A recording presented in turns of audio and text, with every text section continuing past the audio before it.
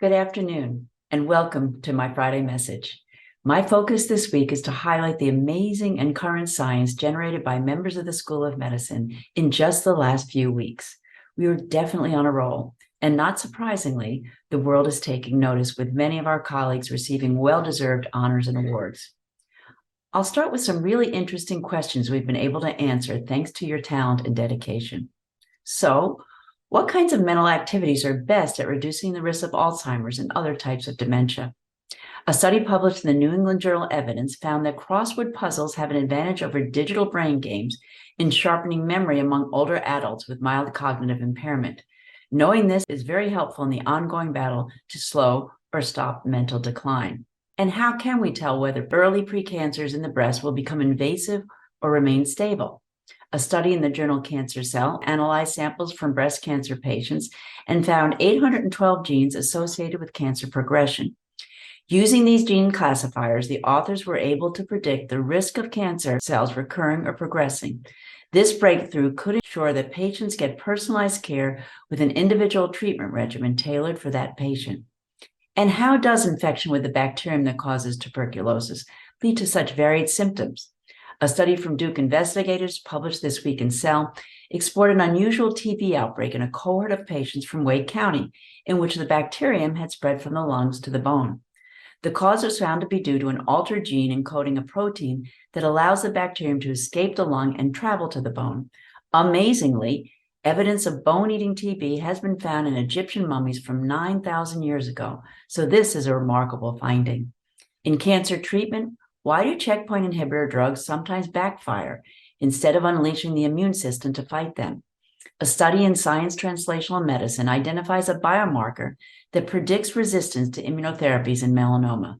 Identifying the likelihood of this phenomenon has the potential to alter the clinical approach to avoid this complication. How can we help the ongoing fight for health and equity? By uncovering exactly where disparities exist one by one. A study in the Journal of the National Comprehensive Cancer Network found that Black patients are less likely to receive appropriate treatment for ovarian cancer, significantly affecting their chances of survival. This finding highlights the need for more funding, training, and resources to ensure the best practice guidelines are followed for everyone and approach patients without bias. And what makes us uniquely human? A landmark study in the journal Cell has shed light on the human evolution. Duke researchers discovered a set of human DNA sequences that evolved extremely rapidly after the human evolutionary split from chimpanzees. These sequences, known as hackers, appear to control genes involved in brain development and size, immune system function, and digestion. And now that we know those genetic switches exist, it begs the question, could we map them to human-specific diseases or susceptibility to disease? And these are studies led by faculty published in just the last few weeks. They are truly extraordinary in their breadth, innovation, and potential for impact. And now I'll turn to some recent honors and awards. Postdoctoral researcher Laura Ruprecht was recently named the 2022 Stat Wonderkin List, a group of 28 rising stars in science and medicine who are on the cusp of launching their careers, but not yet fully independent. Laura's work explores the biologic processes that drive the craving for sugar and how these processes might be mediated to improve health. Swati Shah received the Genomic and Precision Medicine Mentoring Award from the American Heart Association. The award recognizes a commitment to moving the field of science forward and to mentoring others along the way. Swati's research seeks to better understand the metabolic and genetic pathways of cardiovascular diseases with a focus on obesity, heart failure, and atherosclerosis. And she leads our institution in our efforts to harness the power of genomics to delivering the best care of each individual. And Priya Krishnani received one of the state's highest civilian honors, the North Carolina Award for her 30 years of innovative contributions. Priya translates laboratory science into treatment for people with lysosomal storage disorders, glycogen storage disorders, Down syndrome, and other rare inherited diseases. She designed and conducted the clinical trials that led to the first ever FDA-approved treatment for Pompe disease. And she was a member of the multinational team that used an enzyme replacement therapy to treat a fetus for infantile onset Pompe disease, a first in the world. I also have some good news from the field of philanthropy. 3 families impacted by ALS mobilized their personal networks to generate $3.5 million in support for an endowed professorship from 500 donors, establishing the Stuart Hughes and Wendt Endowed Professorship in the Department of Neurology. This will be the first ALS professorship at Duke and one of only a few nationally.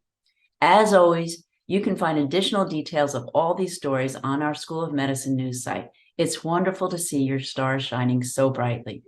And now I'll end with just a few other comments. I would like to acknowledge the passing of a Duke icon, the world-renowned virologist and pediatrician, Dr. Sam Katz.